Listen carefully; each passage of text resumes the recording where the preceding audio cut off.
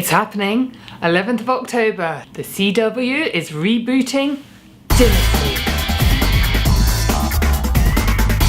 So first off, we have to address pronunciation. I say Dynasty, Americans say Dynasty. I live in America, but I grew up in the UK and I watched Dynasty in the UK. So I cannot pronounce it any other way.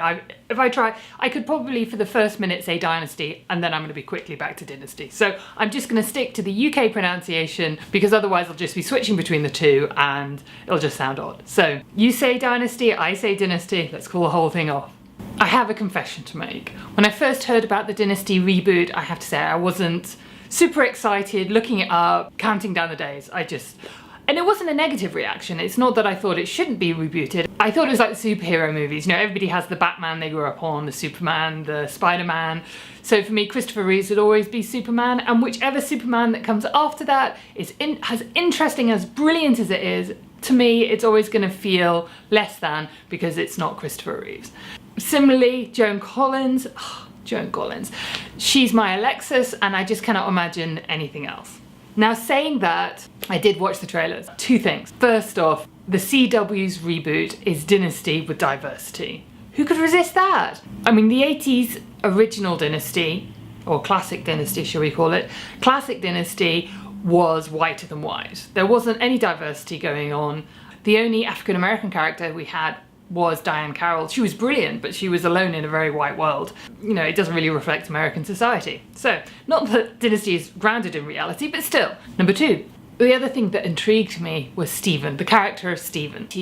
In the 80s Dynasty, they really struggled with his storyline. He was a gay man that had a lot of girlfriends, and you could argue that he was open sexually, that he liked men and women, but that really didn't come across. It felt very much they wanted Stephen to be a gay character, but there was pressure coming from somewhere to make him straight, so he got several wives. And for me, in Dynasty, and as over the top and as camp and as fun as it all was, the character of Stephen always broke my heart. He felt like a very true character in a family that was ripping him apart because they couldn't accept who he is.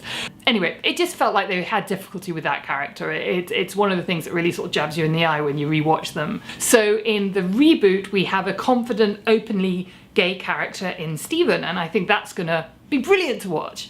Along with that, we've got the Sammy Jo character, who was played by Heather Locklear. Wonderful Heather Locklear in the original, has changed into Sammy, a male character and brother of Crystal, and is played by the rather delicious Rafael de la Fuente. So we have openly strong gay men. Brilliant, it's gonna be fun, we get a kiss in the trailer, and we're off to the races. These things are intriguing enough that I'm on board. I'm ready for the 11th of October. And a tidbit, I saw in an interview with Esther Shapiro, who her and her husband are executive producers on this. I think that's the right thing to say. Or they're certainly involved in the reboot. And I think they're being very respectful of the creators. But she mentioned that there was a transsexual character. Well, she mentioned it in a really offhand way. She was talking about the diversity and the openly gay characters and how that there's more leeway in our modern times to talk about these things. But she also mentioned a transsexual character. That would be fantastic.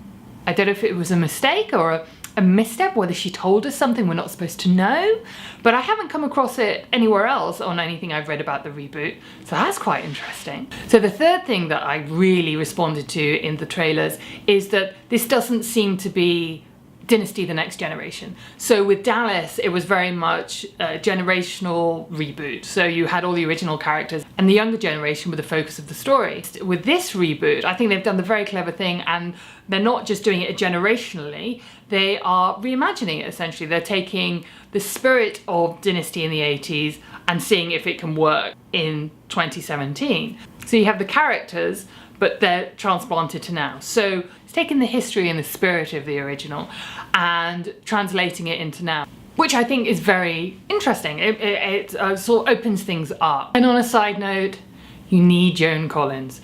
I don't know what form that will take, but as a fan, I just need to see her there. I need her to see her, if it's just for one episode, passing on the baton. It's like getting a benediction. And I don't know why that feels important, but it really does. So here's to the 11th of October, to a glass of champagne and an hour of fun. Here's to the Dynasty reboot. Like, I knew we weren't that ugly. I knew it.